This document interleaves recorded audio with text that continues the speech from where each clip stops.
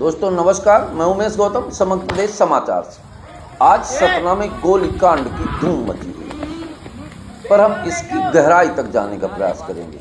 सबका निशाना पुलिस है, पर हम इससे कुछ हट के आपको बताएंगे और आपको एक बात बताने जा रहे हैं। पहले हम सतना के अंदर घुसेंगे और सतना की पृष्ठभूमि को समझेंगे। उसके बाद हम ये निर्णय कर पाएंगे कि वास्तव में इन अपराधों का वास्तविक दोषी कौन है। तो आपको बता दें कि सतना की पृष्ठभूमि आर्थिक रूप से सतना बहुत मजबूत शहर है और सतना के अंदर इतनी संपदा है कि सतना जिले के सारे लोगों को रोजगार और गरीबी से दूर किया जा सकता है। पर यहाँ के कुछ तथाकथित विकास पुरुषों के द्वारा स्वयं का पोषण इतना है कि पूरे शहर को अफाहिज बना दिया। हम ऐसा क्यों कह रहे हैं कि ये जो घटना घटी है, आए दिन सतना में गोलीकांड होते रहते हैं और यहाँ के बुद्धिजीवी वर्ग के लोग पुलिस को दोषी देते हैं। वो पुलिस को दोषी इसलिए देते हैं क्योंकि वो गहराई तक जाना नहीं चाहते या दूसरे माननीय विकास पुरुष के चटुकार हो सकते हैं। अब हम आपको सतना की पृष्ठभूमि बता रहे हैं और सतना में अपराधीकरण का मुख्य कारण क्या है बता रहे हैं। आपको बता दें कि इतिहास में पहले सतना कभी आपराधिक गतिविधियों में इतना संलग्न नहीं था। इक्का दुक्का कहीं कोई बड़ा सा अपराध होता था, पर आपको बता दें अभी विगत 3 महीनों से कई बार गोलीकांड हो चुके, लोगों की जानें गई। पर इसका जो मूल कारण है, आइए आज उसको समझने का प्रयास करते हैं। सतना खनिज के रूप में बेहद मजबूत है और खनिज संपदा इतनी आती है कि सरकार सतना की सारी व्यवस्थाओं को संतुलित किया जा सकता है। सतना जिला के अंदर कई सीमेंट फैक्ट्रियां हैं, यहाँ तक कि मानियों की फैक्ट्रियां हैं। छोटी मोटी फैक्ट्री लगा लिया जाए तो इतने लोग हैं कि सतना के बेरोजगारों को काम मिल सकता है। पर राजनैतिक लोग लोकल फॉर वोकल की बात करते हैं, स्वदेशी की बात करते हैं, पर स्वयं विदेशी के कपड़ों से ढके हुए हैं। अब आप समझ लीजिए सतना में बेरोजगारी का कारण 3 मुख्य कारण है अपराध का। पहला तो बेरोजगारी, तीसरा अपनी स्वजातीय लोगों का विकास पुरुषों द्वारा सहयोग करना और दूसरे का अनादर करना, और तीसरा सबसे बड़ा जो प्रमुख कारण है वो है राजनैतिक लोगों का अपराधीकरण को बढ़ावा देना ताकि वो अपराधी उनके चुनाव के दौर पे काम आए। हमने जो पहला पॉइंट आपको बताया कि माननीयों की सेटिंग, जितनी फैक्ट्रियां हैं, इन फैक्ट्रियों में अगर सतना जिले के 10% लोगों को भी काम दे दिया जाए तो सतना से बेरोजगारी खत्म होगी और अपराधीकरण खत्म होगा। वो ऐसे कि जो लोग कोई काम नहीं कर रहे हैं, सारा दिन घूम रहे हैं और सरकार के द्वारा खुलेआम पूरे शहर में बियर बार बना दिए गए हैं, तो शराब पीते हैं, कोरेक्स पीते हैं और माननीय का संरक्षण उन्हें प्राप्त है कि अगर कुछ हो गया तो हमारी जिम्मेदारी है। ऐसा चलते वो अपराध की ओर मुड़ रहे हैं, क्योंकि ना तो शिक्षा मिल रही ना रोजगार मिल रही, तो जो मिल रहा है उसका वो उपयोग कर रहे हैं। दूसरा, स्वजातीय लोगों को, अरे हम तो कहते हैं कि माननीय विकास पुरुष कम से कम अपने स्वजातीय लोग बहुत गरीब हैं और बहुत कमज़ोर हैं, जिनके स्तन के लिए ढकने के लिए वस्त्र भी नहीं है, उनके लिए कम से कम अपने स्वजातीय लोगों को तो फैक्ट्रियों में 10% दिलवाएं।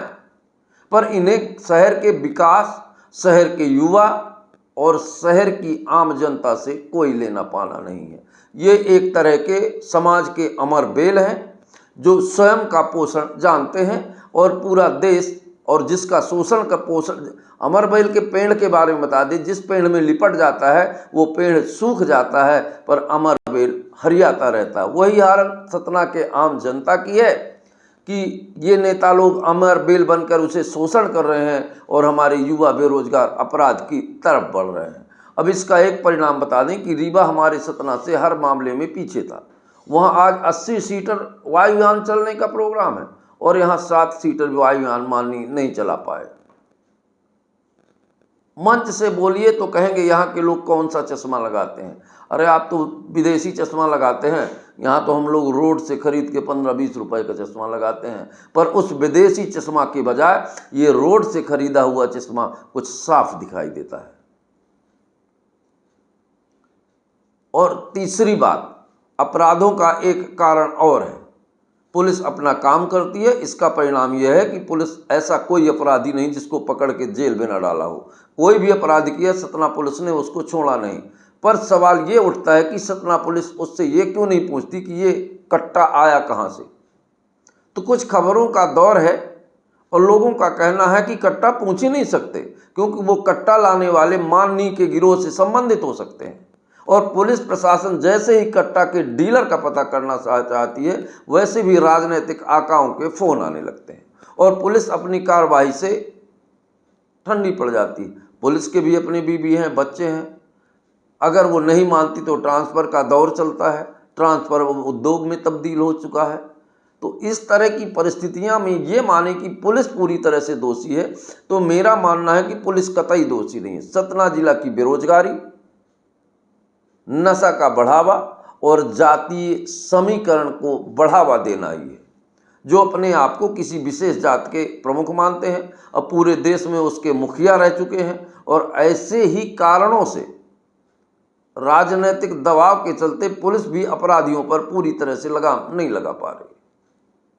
तो मैं तो ये कहूँगा कि अगर वास्तव में सतना से अपराध मिटाना चाहता है, तो जब तक तीन तंत्र एक साथ मिलकर काम नहीं करेंगे, तब तक सतना से अपराधीकरण का खात्मा होना बड़ा मुश्किल है। वो तीन तंत्र कौन कौन से हैं? राजनीतिक तंत्र, पुलिस तंत्र और पत्रकार तंत्र। पत्रकार तंत्र भी दोषी है। पत्रकार अपनी जीभ के चटुकारता के नेताओं की चड्ढी सूंघ कर खबर लिखते हैं, और जो पत्रकार नेताओं की चड्ढी सूंघ कर खबर लगते हैं, निश्चित ही वो अपराधीकरण को बढ़ावा देते हैं। सतना जिला के मेरे पत्रकार भाई जो सच लिखते हैं, उनको मैं धन्यवाद देता हूं और ये कहूंगा कि आप सच लिखिए। और जिस दिन सतना जिला का संपूर्ण पत्रकार सच लिखने लगा, तो माननीयों के डंके बच जाएंगे और अपराधीकरण पर लगाम हो जाएगी। दूसरी, पुलिस भी अपने काम को निर्भयता से करे। अरे ट्रांसफ़र करा देंगे, आपकी जान तो नहीं ले सकते ना। पर अगर अपने राष्ट्र और निर्माण के लिए आपने कर्तव्य बोध के साथ काम किया, तो युगों युगों तक आपका नाम चलेगा। और रही बात नेताओं की, तो नेताओं को कह ही नहीं सकते, क्योंकि जब तक वो अपराधी ना पैदा करेंगे तो चुनाव जीतेंगे नहीं। चुनाव के टाइम पर इन्हें अपराधी की ज़रूरत होती है, और अपराधियों की ज़रूरत होने के लिए उन्हें युवा बच्चों को उस तरफ मोड़ा जाता है। पर स्वयं के बच्चों की बात देखिए, ये अपने बच्चों को राजनीति के उस दौर पे नहीं ले जाते जिस दौर पे सनातन की रक्षा हो। ये राजनीति के उस दौर पर अपने बच्चों को नहीं ले जाते जिस दौर पे गौहत्या को रोका जा सके, क्योंकि गौहत्या के स्लॉटर हाउसों सरकारों को चंदा दिया जाता है। और दूसरी बात, अगर ये राजनीति में इस तरह आएंगे तो इनका बच्चे इनके नहीं करेंगे, तो इनके बच्चे बीसीसीआई के अध्यक्ष बनेंगे। सतना के माननीय के लिए उनके बच्चे अध्यक्ष बनेंगे। क्या सतना के माननीय के बच्चे को गौ रक्षा प्रमुख जिले का नहीं बनाया जा सकता था? भारतीय जनता पार्टी के पूर्व नेता है और दिग्गज नेता है, विकास पुरुष है। इनके बेटे को भी गौरक्षा प्रमुख सतना का बनाया जा सकता है। तो सतना की गौओं की निश्चित तौर पर सुरक्षा होती, क्योंकि ताकतवर व्यक्ति ही जब काम करता है तो काम में गुणवत्ता आती है। पर गौरक्षा प्रमुख उसको बनाया जाता है जिसकी दाल रोटी की समस्या है, तो गौरक्षा प्रमुख बनने के बाद उसी से वो शोषण करने लगता है और हमारे संगठन और सनातन को बदनाम करता है। पर नहीं, ये नहीं करेंगे, क्योंकि ये नेताजी के बेटे हैं, ये बीसीसीआई के अध्यक्ष बनेंगे। और ये गौरक्षा प्रमुख, सनातन की रक्षा, देश की रक्षा, ये तो मिडिल क्लास और लोअर क्लास के लोगों का काम है। और इसी कमी का राजनीतिक लोग भरपूर फायदा लेते हैं। तो मैं आपको ये स्पष्ट तौर पर कहना चाहता हूं कि सतना के अपराधीकरण का दोषी यहाँ का राजनीतिक नेता है, ना कि पुलिस। पुलिस तो अपना काम निर्भयता से करती है और बड़े बड़े अपराधियों से टकराती है। पर जब कट्टा कहाँ से आया, इस बात को पुलिस लेती है तो पुलिस परेशान हो जाती है। राजनीतिक दबाव के चलते जितने कट्टा चलाते हैं उनके 3 नेता पहले से थाने आ जाते हैं। पर पुलिस को धन्यवाद भी कहते हैं। पुलिस हर अपराधी को पकड़कर जेल तक तो पहुंचा ही रही है। पर पुलिस से भी एक बात कहना चाहेंगे, जब आपके मस्तक पे शेर का चिन्ह लगा था तो कम से कम अपने मस्तक को तो देखिए और अपराधियों को नकारिए। और नेताओं को अगर आपने एक बार मन में ठान लिया कि कोई राजनीतिक लोग हम पर दबाव बनाएगा, हम मानेंगे नहीं, उस दिन वास्तव में आप असली पुलिस वाले